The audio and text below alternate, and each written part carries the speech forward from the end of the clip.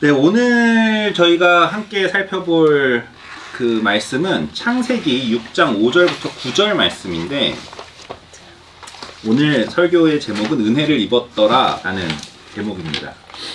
사실은 우리가 이렇게 누군가에게 있는 그대로 이렇게 우리가 이렇게 수용되는 느낌, 억셉트 된다라고 우리가 얘기하죠. 이런 느낌들은 사실은 그렇게 많이 경험하기는 어려운 건 것 같아요. 그러니까 그런 사람들이 주변에 있다면 그것은 매우 감사하게 생각해야 할 제목이라는 생각이 듭니다. 그런데 오늘 우리가 함께 창세기 6장 5절부터 9절 말씀 지금부터 한번 읽어볼 텐데요.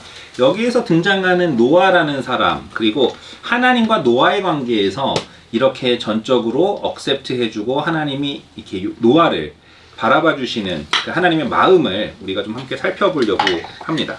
오늘 본문 같이 한번 읽어보시죠. 창세기 6장 5절부터 9절인데요. 제가 먼저 한 절 읽고 그 다음 절 우리 여러분들께서 한 절 읽어주시면 좋겠습니다. 여호와께서 사람의 죄악이 세상에 가득함과 그의 마음으로 생각하는 모든 계획이 항상 악할 뿐임을 보시고 네, 같이 읽어주세요. 땅 위에 사람 지으심을 한탄하사 마음에 근심하시고 이르시되 내가 창조한 사람을 내가 지면에서 쓸어버리되 사람으로부터 가축과 기는 것과 공중의 새까지 그리하리니 이는 내가 그것들을 지었음을 한탄함이라 하시니라. 그러나 노아는 여호와께 은혜를 입었더라. 이것이 노아의 족본이라. 노아는 의인이요 당대의 완전한 자라. 그는 하나님과 동행하였으며. 우리가 흔히 이제 콩깍지가 씌웠다라는 그런 말을 하잖아요. 주로 어떤 때 쓰냐면 우리가 이렇게 사랑에 빠졌을 때, 사랑에 빠지면 상대방의 단점은 보이지 않고 장점만 보게 되는 그러한 현상들을 콩깍지가 씌웠다라고 표현을 합니다. 근데 이게 영어권 문화에서는 이런 현상을 블라인드라고 한대요. 그러니까 보이지 않는 그런 상태를 얘기하는 거죠. 근데 이 블라인드 상태에서는 상대방에 대한 부정적인 사회적 평가를 담당하는 뇌 영역들이 비활성화가 된다고 합니다. 실제로. 그러니까 상대방의 부정적인 모습들을 볼 수 있는 사회적 평가를 담당하는 그 부정적 사회적 평가를 담당하는 뇌 영역들이 활성화되지 않는다는 거죠. 그러니까 우리 뇌가 의도적으로 상대방의 단점을 보지 않으려고 한대요. 즉 상대방의 긍정적인 신호만을 수용하려는 상태가 된다고 합니다. 그러니까 콩깍지가 씌었다라는 말은 그냥 있는 말이 아니라 꽤 과학적인 근거가 있는 말이라고 할 수 있어요. 즉 사람들은 누군가를 사랑하게 되면 그 사람의 단점은 잘 보지 않고 그 사람의 장점만 보려고 한다는 것이죠. 그런데 그것이 비단 사람들에게만 나타나는 일일까? 오늘 우리가 함께 읽어본 성경 말씀을 통해서 우리가 하나님은 사랑에 빠지셨을 때, 하나님께서 누군가를 사랑하실 때 어떤 마음으로 바라보시는가? 라는 우리가 이 문제를 함께 생각해 보려고 합니다. 오늘 말씀 이전에 우리가 지난주 말씀 잠깐 좀 설명드리고 시작하도록 하겠습니다. 지난주에 가인과 아벨의 제사 이야기를 말씀드렸어요. 그 가인과 아벨의 제사 이후에 가인은 인정받고자 하는 자신의 욕망을 이기지 못하고 결국 아벨을 질투해서 아벨을 살해하게 되는 인류 최초의 살인자가 되고 맙니다. 근데 그 살인자의 후손인 가인의 후손들이 어떠한 일들을 벌이게 되냐면 각종 문명을 일으키는 사람들이 되어요. 그래서 그들이 산업, 기술, 예술을 발전시키기 시작합니다. 즉 인류의 문명을 발전시키는 기술자들이 된다는 이야기죠.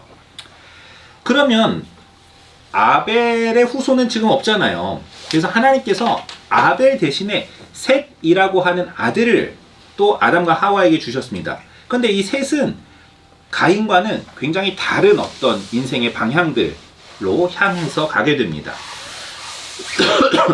셋에 대한 그 기록이 나오고 그 옆에 셋이 아들을 낳은 후에 사람들이 비로소 여호와의 이름을 불렀다라는 말씀이 기록되어 있어요. 이 얘기는 무슨 얘기냐면 셋에 이르러서 셋의 아들들에 이르러서 비로소 하나님 앞에 이름을 부르며 예배드리는 사람들이 이 땅 가운데 다시 생겨나기 시작했다라는 뜻입니다.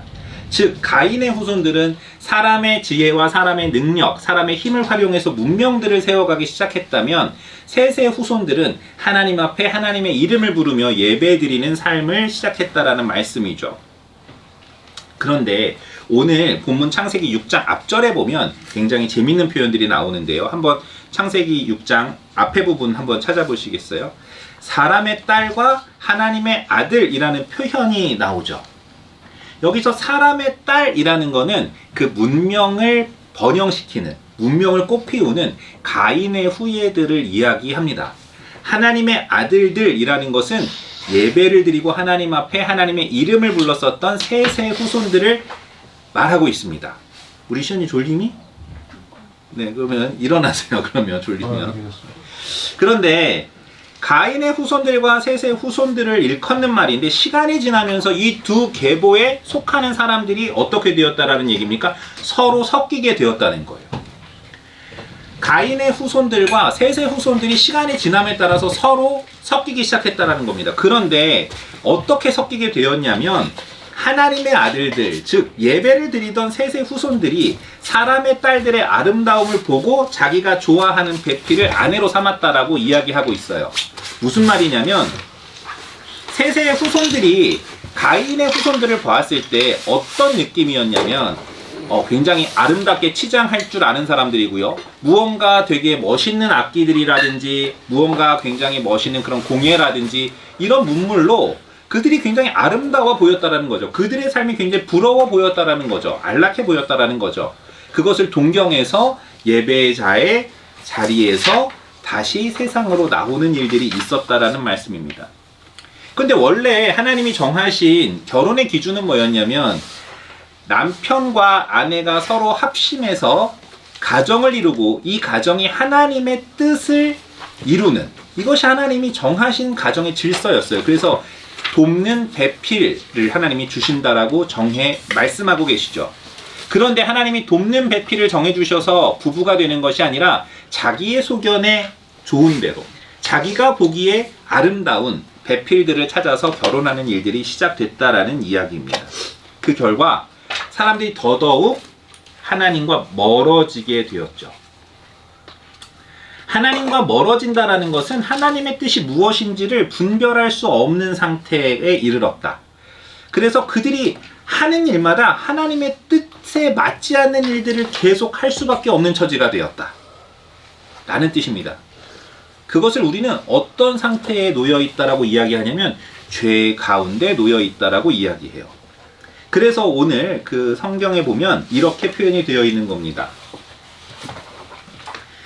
창세기 6장 5절 말씀이죠. 여호와께서 사람의 죄악이 세상에 가득함과 그의 마음으로 생각하는 모든 계획이 항상 악할 뿐임을 보시고, 무슨 말씀입니까? 이때에 이르러서 사람들의 마음이 무슨 일을 하든지 하나님의 기준에 닿지 못하고 하나님의 뜻과는 굉장히 멀어진 하나님의 생각과 정반대의 삶들을 살고 있었다라는 말씀입니다. 하나님께서 그래서 그 다음에 6절 말씀을 보면 이렇게 기록되어 있어요. 땅 위에 사람 지으셨음을 한탄하사 마음에 근심하시고, 마치 하나님께서 사람 지으신 것을 후회하시는 것처럼 표현되어 있죠. 그리고 더욱이 7절은 하나님께서 이 지면을 모두 쓸어버리겠다. 내가 지은 이 창조 세계를 모두 다 쓸어버리겠다라는 굉장히 무서운 말씀도 하고 계세요. 즉 하나님께서 굉장히 후회가 막급하신 것처럼 보여지죠. 그렇기 때문에 우리가 6절과 7절을 볼 때 하나님이 굉장히 화가 많이 나셨구나, 굉장히 분노하셨구나 라는 것을 알 수 있지만, 또 한편으로는 왜 전능하신 하나님이 다 알고 계신다면서 이렇게 후회할 일을 만드셨지? 하나님은 다 알고 계시고 다 하실 수 있는 분이라는데 왜 이렇게 하나님은 후회할 일을 자초하셨을까, 허락하셨을까 라는 생각도 우리가 할 수 있어요. 여기서 하나님께서 후회하신다라는 이런 표현들은 그분의 전능하심, 전지하심과 배치되는 것 같지만, 그 전능하신 하나님께서 전능하심에도 불구하고 후회할 정도로 참으셨다라는 말씀입니다.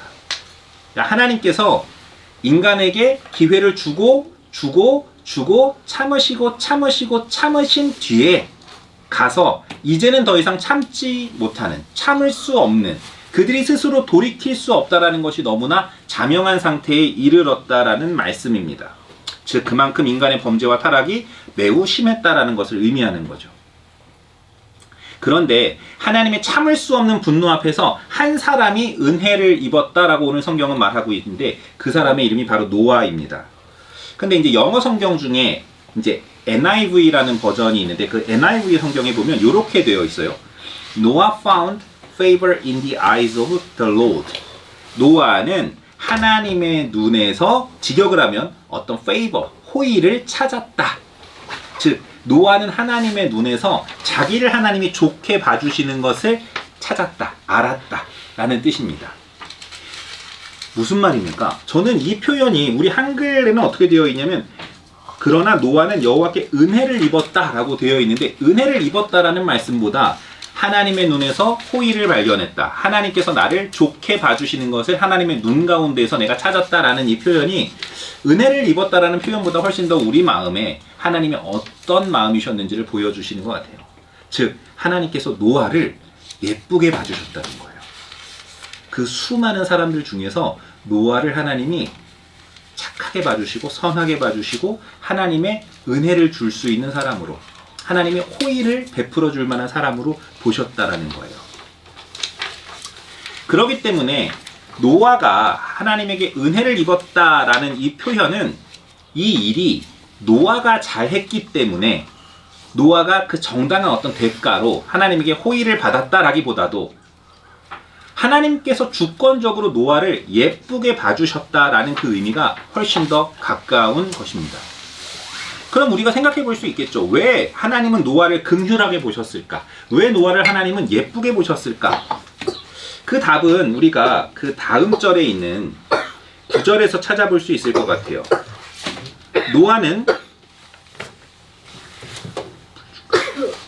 노아는 의인이요 당대의 완전한 자라 그는 하나님과 동행하였다라고 되어 있어요.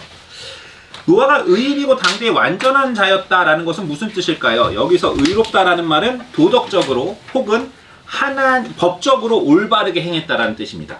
여기서 의롭다라는 말은 도덕적으로 내지는 법적으로 이 사람이 올바르게 행했다. 완전하다라는 말은 흠이 없다. 온전하다. 그 가운데서 잘못을 찾을 수 없다라는 말입니다. 즉 노아는 어땠다라는 것입니까? 그 생각과 행함이 하나님의 뜻에 부합했고 행함에 있어서 하나님의 말씀에서 벗어나는 것을 찾아내기 어려웠다라는 것이죠. 그것을 잘 표현하는 구절이 바로 그 뒤에 나와 있는 하나님과 동행했다라는 구절입니다. 노아가 하나님과 동행했다라는 것은 단순히 같이 걷는 것을 의미하는 것이 아니에요. 노아는 하나님의 뜻이 무엇인지를 잘 알고 있었던 것 같아요. 그리고 노아는 하나님을 깊이 생각했었던 것 같아요. 왜 그런지 좀 그 이유를 한번 좀 생각해 보면은요. 하나님께서 노아를 예쁘게 봐주셨다. 그리고 노아의 행동 가운데 흠을 찾을 수 없었다라는 것은 노아가 하나님과 매일매일 동행했기 때문에 그것에 따른 결과라는 것입니다. 즉 노아가 처음부터 의인이고 노아가 처음부터 하나님 앞에 완전하게 행했던 것이 아니라 노아가 매일매일의 삶을 하나님과 동행하는 과정 가운데에서 하나님이 노아의 삶을 인도하셔서 그를 의로운 자로, 그를 흠 없는 자로 하나님께서 만들어 가셨다라는 뜻이에요. 이는 우리가 어떻게 하나님 앞에서 의로워질 수 있는가라는 것을 보여줍니다. 하나님과 동행한다라는 이 표현, 자, 하나님과 우리가 길을 같이 간다라는 이 표현은 어떤 의미가 있습니까? 첫 번째로는 하나님이 가고자 하시는 그 인생의 방향, 하나님이 가고자 하시는 그 길을 내가 안다라는 뜻이 있겠죠. 무슨 얘기입니까? 나의 인생의 목표가 내 마음대로 내가 가고자 하는 방향이 아니라 하나님께서 나를 인도해 가시는 그 방향으로 내 인생의 방향을 맞춘다라는 뜻이 포함되어 있습니다. 두 번째로는 어떤 의미가 있습니까? 하나님과 동행하기 위해서 우리는 기꺼이 나의 발을 움직여서 그 방향으로 나아가야 되는 것이죠. 그렇기 때문에 하나님께서 나의 인생을 어디로 인도해 가시는가라는 방향을 하나님 앞에 맞췄다라면 우리의 발을 움직여서 그 방향으로 나아가야 하는 실천이 있어야 한다라는 의미입니다. 이것을 우리는 순종이라고 이야기하죠. 이것을 우리는 순종이라고 이야기합니다. 마지막에는 때로는 그 길에 어려움이 있고 때로는 우리가 그 길을 걷다가 넘어질 수도 있습니다. 그러나 그 길을 포기하지 않고 중단하지 않는 것이죠. 우리가 이렇게 하나님과의 동행을 하나님이 우리의 삶을 인도해 가시는 하나님의 방향으로 목적지를 바꾸고 우리가 발을 움직여서 순종하는 실천들을 하고 그리고 포기하지 않고 걷는다라는 것은 이 길이 우리가 혼자 걷는 길이 아니라는 걸 의미해요. 이것은 마치 아버지가 앞에서 걸어가고 있고 그 아버지의 뒤를 따라가는 것과 같은 동행입니다. 하나님이 앞장서서 나의 인생 가운데에서 길을 걷고 계시다라는 것은 미로를 헤매는 것이 아니라 아빠의 넓은 등을 보고 아빠를 따라가는 것과 같은 거예요. 그리고 두 번째로는 이 길을 내가 혼자 걷는 것이 아니라 누구와 함께 걷습니까? 우리가 함께 예배드리고 함께 하나님을 경배하고 있는 우리 교회 공동체 가운데, 더 나아가서는 우리 교회 공동체뿐만 아니라 하나님을 믿고 따르는 모든 하나님의 자녀들이 이 길을 함께 걸어가고 있는 것이죠. 그렇기 때문에 여러분들이 이 인생의 길을 걸어가시면서 여러분의 등을 맡기고 어깨를 기댈 수 있는 것이 바로 여러분이 인생의 길을 걸을 때 우리 비용교회가 되기를 소망을 합니다. 그때 하나님이 우리를 어떻게 봐주신다고요? 블라인드 상태처럼 우리의 허물들을 가려주시고 우리를 사랑의 눈으로 봐주신다고요.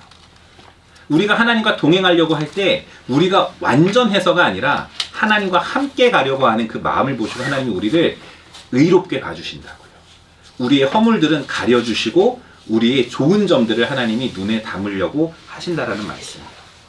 그렇기 때문에 노아가 하나님 보시기에 완전했다라는 말은 노아의 삶 가운데 흠을 찾을 수 없었다라는 뜻보다도 그 전에 하나님이 노아를 흠이 없는 자로 봐주셨다라는 것이 더 정확한 이해일 수 있습니다. 그래서 하나님은 우리의 중심을 보시죠. 하나님은 우리의 부족함을 드러내서 하나님은 우리를 망신 주고 우리를 부끄럽게 만들려는 분이 아닙니다.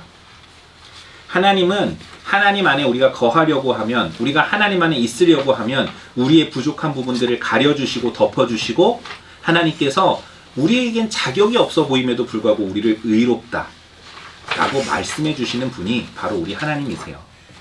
그래서 하나님께서 사랑으로 우리를 부르시고 함께 걷자라고 초대하시는 그 길이 우리 앞에 놓여져 있는 것입니다. 그리고 우리 비움교회가 하나님의 그 초대에 한마음으로 함께 응해서 그 길을 잘 걸어가는 그런 주님의 교회 되기를 소망합니다.